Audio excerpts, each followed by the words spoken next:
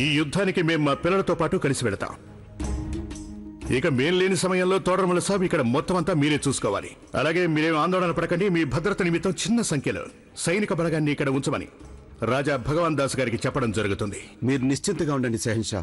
మీరు లేని సమయంలో మేము ఆగ్రాని సురక్షితంగా ఉంచుతాం. షహన్షా, నేను దేవుణ్ణి వేడుకుంటున్నాను, మీరు విజయవంతంగా తిరిగి వచ్చేలా చూడమని.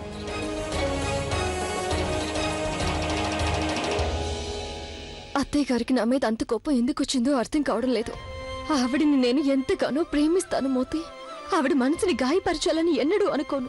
కానీ నేను షహిన్షా ఆదేశాలని కూడా ఆ విధంగా వ్యతిరేకించలేను కదా. నీకు తెలుసు కదా మోతి, మేము ఆమీర్ నుంచి తిరిగి వచ్చినప్పుడు కూడా అందరికంటే ఎక్కువగా ధైర్యం చెప్పిన వారు అత్తయ్య గారు ఒక్కరే. ఆవిడ ఎల్లప్పుడూ నాకు అండగా నిలిచారు.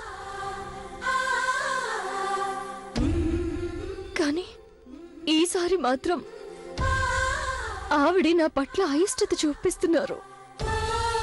ఎంతకంటే నేను ఇస్లాం మతంకి మారిపోవడమే బాగుండేది. అప్పుడు అత్తయ్య గారి మనసు గాయపడి ఉండేది కాదు. ఆందోళన చెందకండి, మీరు ధైర్యంగా ఉండండి. కాలంతో పాటుగా మహారాణి గారి కోపం కూడా త్వరలోనే తగ్గిపోతుంది.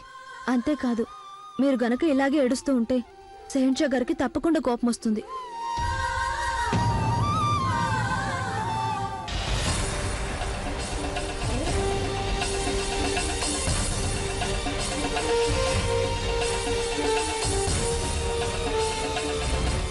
షహన్షా, మీరా?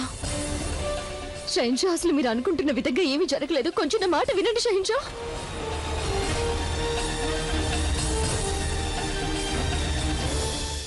కృష్ణయ్య, ఇలా జరిగిందేంటి?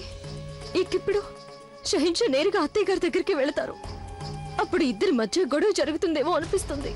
తల్లి కొడుకుల మధ్య నా కారణంగా సమస్య ఉత్పన్నం కావడం నాకు ఇష్టం లేదు.